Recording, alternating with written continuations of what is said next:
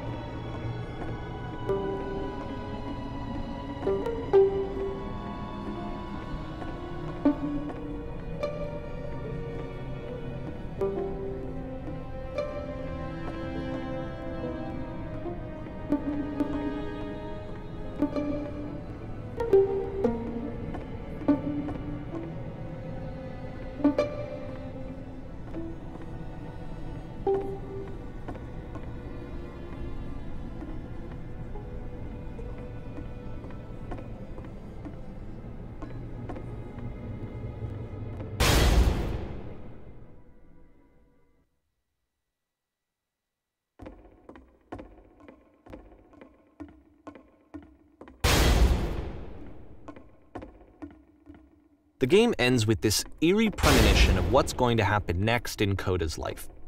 The solution to social anxiety, to fears of having to perform and having to chase success, the answer for Coda is to withdraw, to hide himself away. Which is what leads to scenarios like the stairs that slowed you down several games ago, where it just becomes harder and harder to access Coda's inner landscape because he keeps retreating. He just keeps backing away from possible connections to anyone other than himself. And to be honest, I didn't consider it very healthy when I first played this game. You know, it looked to me like he was trying to justify the idea of just disconnecting yourself from the world. And that wasn't what I wanted for him or for his games. Because I feel like a lot of his games are inviting me to connect with this person, to bring him closer. But what can you do? After this, Coda went off and took another 5 months to make a new game.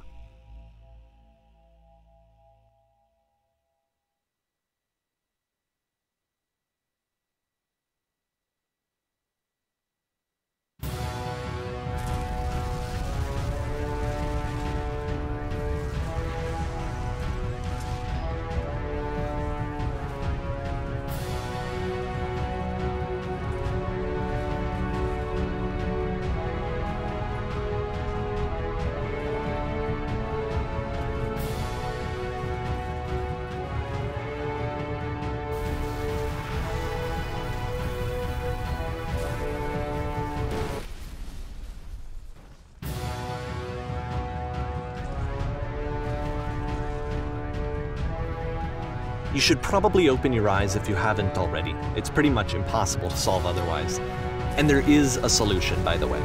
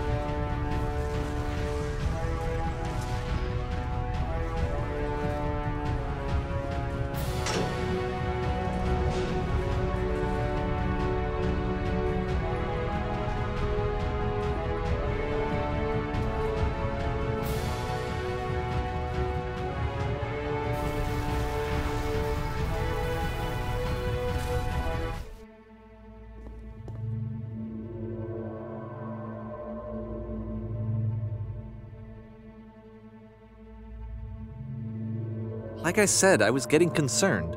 First off, he's never been this explicit in his work about exactly what he's thinking. So where's that coming from? But then even weirder, his work has potentially stopped being an outlet for him. Not like he's having trouble iterating on ideas, but he literally just can't think of new ideas anymore. And in person, he was being a lot more distant than usual. Like, you know how sometimes a person will just deflect anything that you say in order to keep themselves disconnected all the time? It was that kind of thing. Here was the point in my relationship with Coda where I really started to wonder if he needed my help in some way.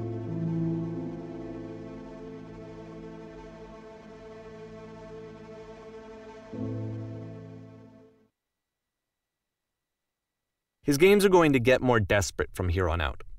After this game, it's almost 6 months before he finishes something new.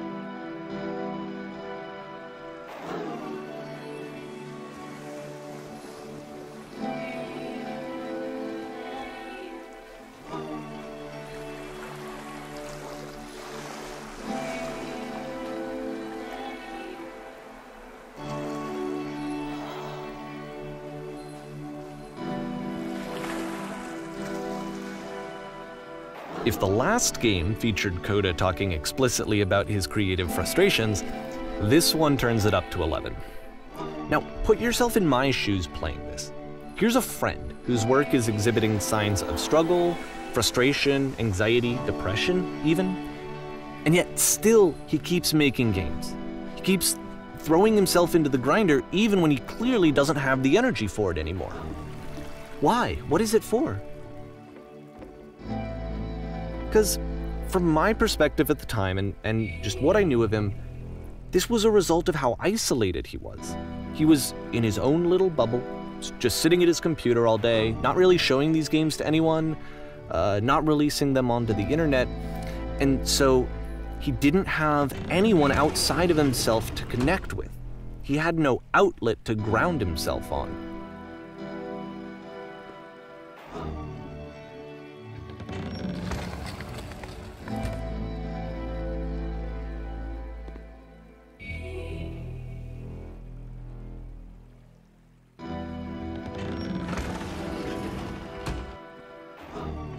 You can't talk yourself out of loneliness. It doesn't work that way. You can't be the one writing both the questions and the answers. Then there's no movement. Then there's no circulation. If all of your anxieties are being channeled into your work, then if the work ever fails, you have no backup and you're just going to crash.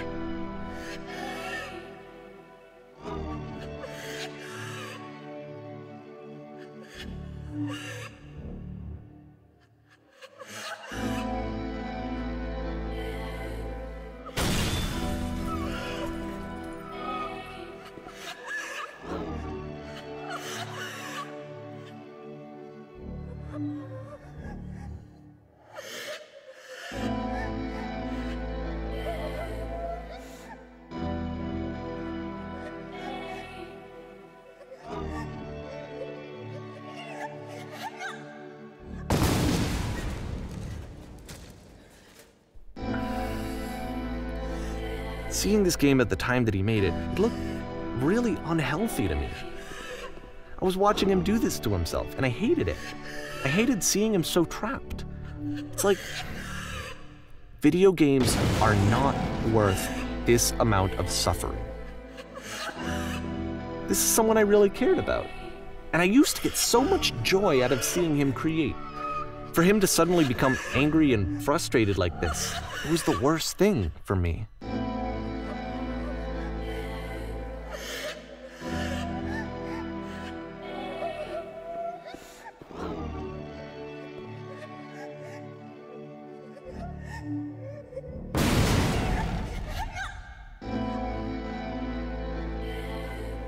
I don't know. This is what I felt at the time. I don't know how else to explain it. I wanted it to stop more than anything. I had never felt so rotten. I needed more than I had ever needed anything for this to stop.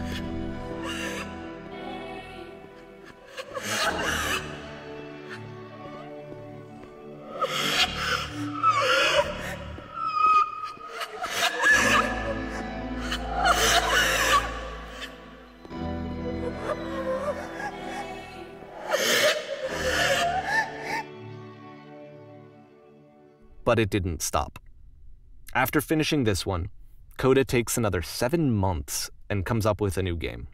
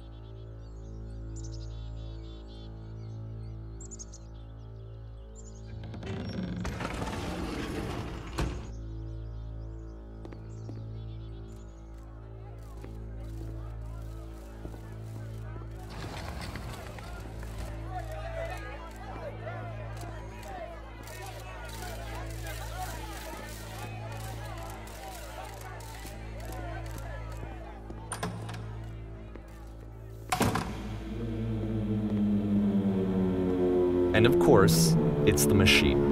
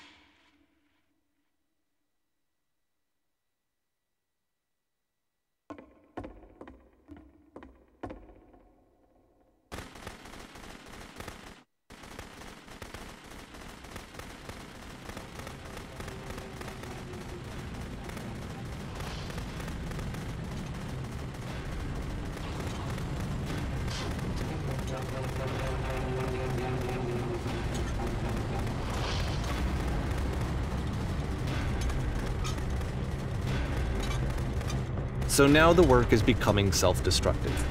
And I'll tell you, at the time that I first played this game, shortly after he made it, here's what I'm thinking to myself. I'm thinking that code is stuck in his own head, and that it's having a very negative effect on him, and that all he needs to do is just start showing his work to people, to get some actual feedback on his games. It might get him out of isolation. And so, as I'm thinking this, I realize that I could be the one to initiate it. Because it would never occur to Coda to start actively soliciting feedback, so what if I did it for him? If he could see the difference it would make to have more actual conversations with other human beings, would that bring him out of his mental spiral?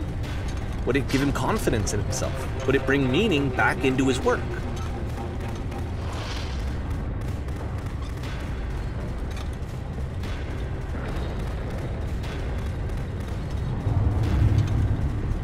So I started showing Coda's work to people.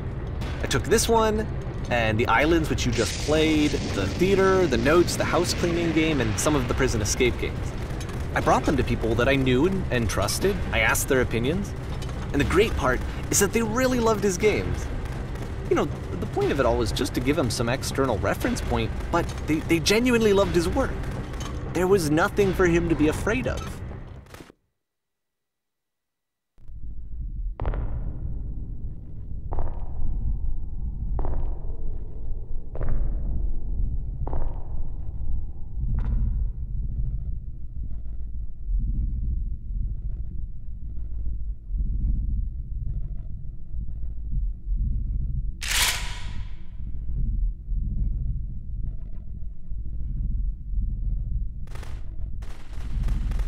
Can you see why I felt like this was the right thing to do?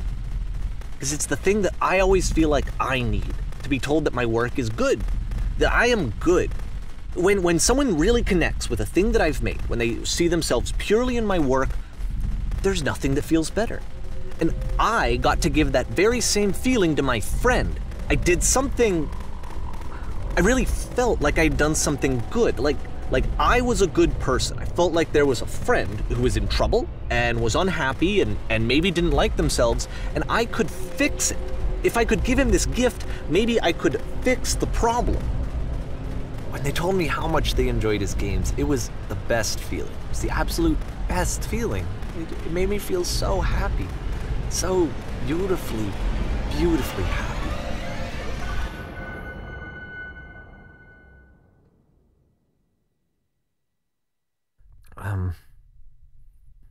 So anyway, Coda finishes this game, and then really he just kind of takes off for a while. So this is June of 2011, and I didn't hear anything from him for several weeks, I guess. And so out of nowhere, one day I get an email, and it's got a private link to a new game of Coda's.